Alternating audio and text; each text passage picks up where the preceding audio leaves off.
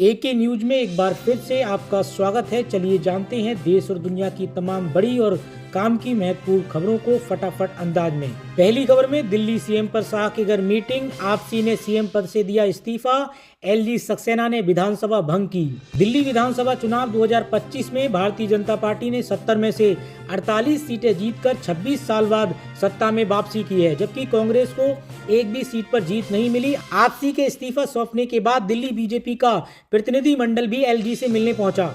अब वहीं दोस्तों इसी बीच एक बड़ा अपडेट सामने निकल कर आ रहा है। बीजापुर में बड़ा नक्सल एनकाउंटर, 2 नक्सली ढेर, 2 जवानों का बलिदान और 2 घायल। महाराष्ट्र सीमा के पास हुई मुठभेड़।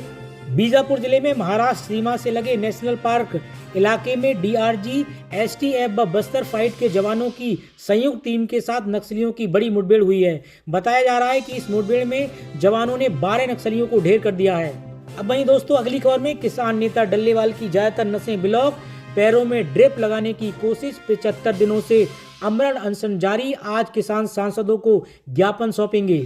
फसलों पर एमएसपी की कानूनी गारंटी समेत 13 मांगों को लेकर आमरण अनशन कर रहे किसान नेता जगजीत सिंह डल्लेवाल की ज्यादातर नसें ब्लॉक हो गई हैं। वह 75 दिनों से अनशन पर हैं और उन्होंने मेडिकल सहायता लेना छोड़ दिया है। अब वहीं अगली खबर में महाकुंभ स्नान के बाद अब वाराणसी में लगेगा संतों का डेरा, प्रशासन ने जारी किया रूट डाइवर्जन। वाराणसी में श्री पंच दशनाम जूना अखाड़ा के संत प्रयागराज महाकुंभ से स्नान के बाद आज शहर में प्रवेश करेंगे। संतों की यात्रा दोपहर 12 बजे से 6 बजे तक रहेगी। इस दौरान शहर में यातायात व्यवस्था में बदलाव रहेगा। शहरियों की आवाजाही में दिक्कत ना हो, इसके लिए वैकल्पिक मार्ग खोले गए हैं।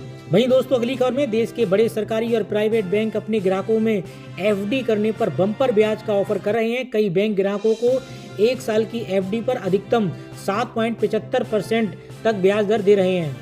अपनी जमा पूंजी को फिक्स डिपॉजिट यानी एफडी में निवेश करने की प्लानिंग कर रहे हैं तो ये खबर आपके काम की है। दरअसल देश के बड़े सरकारी और प्राइवेट बैंक अपने ग्राहकों को एफडी करने पर बम्पर ब्याज का ऑफर कर रहे हैं। ईटी में छपी एक रिपोर्ट के अनुसार कई बैंक ग्राहकों को 1 साल की एफडी पर अधिकतम 7.75% तक ब्याज दे रहे हैं। इन बैंकों में एसबीआई भी शामिल है। अब वहीं दोस्तों अगली खबर में महाकुंभ में अब तक 42.76 करोड़ श्रद्धालु कर चुके हैं स्नान। कल्पवासी टेंट में फिर से लगी आग। महाकुंभ में अब तक 42.76 करोड़ श्रद्धालु स्नान कर चुके हैं। वहीं रविवार सुबह एक बार फिर से महाकुंभ में आग लग गई। आग एक कल्पवासी टेंट में लगी है।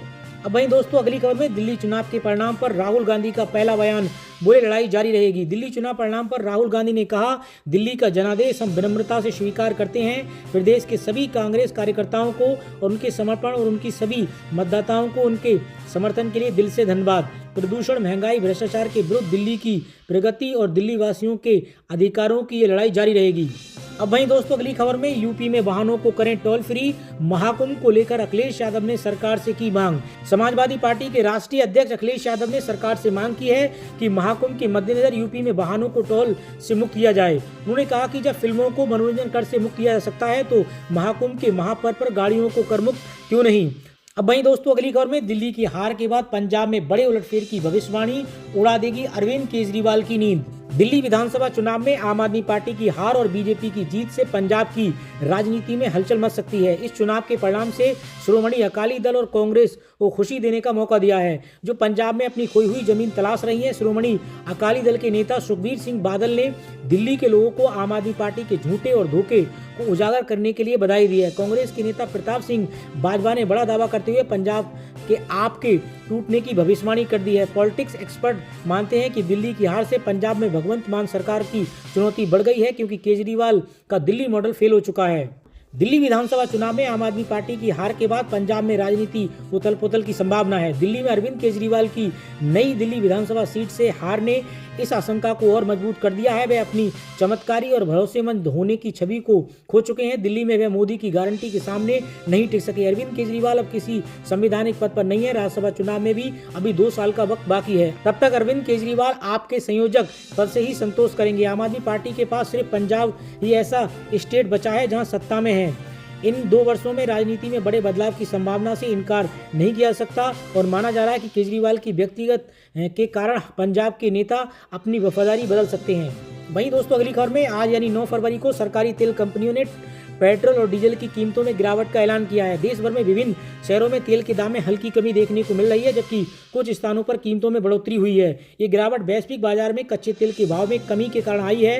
हालांकि देश के 4 प्रमुख महानगरों में तेल के दाम में कोई बदलाव नहीं हुआ है। अब वहीं दोस्तों अगली खबर में दिल्ली बीजेपी में नए सीएम की रेस। अमित शाह से मिले जेपी नड्डा। प्रदेश अध्यक्ष सचदेव ने बुलाई विधायकों की बैठक। बीजेपी अध्यक्ष वीरेंद्र सचदेवा आज शाम सभी जीते हुए विधायकों से मिलेंगे और जीत की बधाई देंगे। विधायकों के साथ आगे की रणनीति पर चर्चा होगी। इससे पहले शनिवार शाम बीजेपी दफ्तर में जीत का जश्न मनाया गया। दिल्ली में बीजेपी का 27 साल का सूखा खत्म हो गया है। बीजेपी ने 48 सीटें जीती और बम्पर बहुमत हासिल किया। 11 साल सत्ता में रही आम आदमी पार्टी सिर्फ 22 सीटों पर सिमट गई। बीजेपी में अब सीएम फेस पर मंथन शुरू हो गया है। इसी बीच खबर है कि बीजेपी अध्यक्ष जेपी नड्डा आज केंद्रीय गृह मंत्री अमित शाह से मिलने पहुंचेंगे। दोनों नेताओं के बीच करीब 1.5 घंटे तक बातचीत हुई। माना जा रहा है कि बैठक में दिल्ली की नई सरकार की रूपरेखा पर चर्चा हुई है। अब वहीं दोस्तों अगली खबर में दिल्ली से पंजाब साधेगी बीजेपी।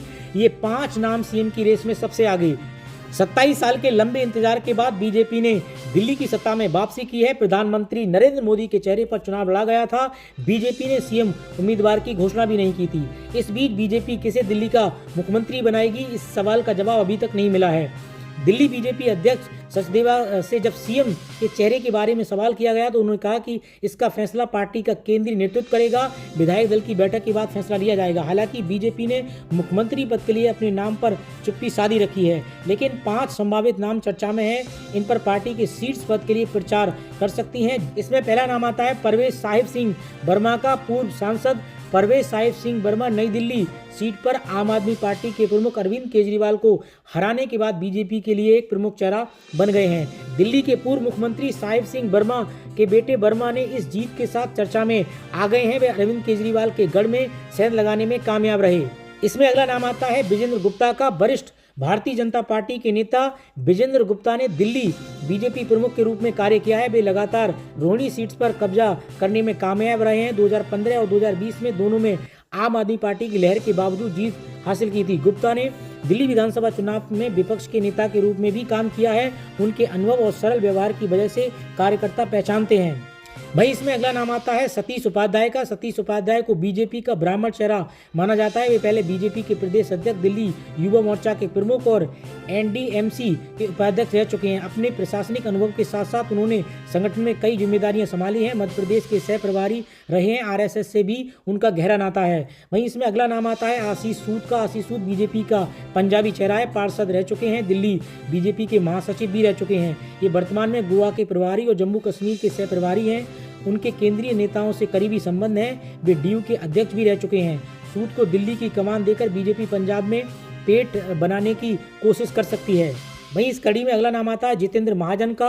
राष्ट्रीय स्वयंसेवक संघ के करीबी जितेंद्र महाजन वैश्य समुदाय से आते हैं। वह 3री बार विधायक बने हैं। सरिता सिंह को हराकर रोहतास नगर सीट से उन्होंने जीत हासिल की है। अब वहीं दोस्तों आपको क्या लगता है कि इस बार दिल्ली में भारतीय जनता पार्टी किसे अपना मुख्यमंत्री बनाएगी, ये कमेंट बॉक्स में जरूर बताइएगा। और आज की वीडियो में इतना ही, और नई अपडेट जानने के लिए आप AK न्यूज़ के साथ जुड़े रहिए।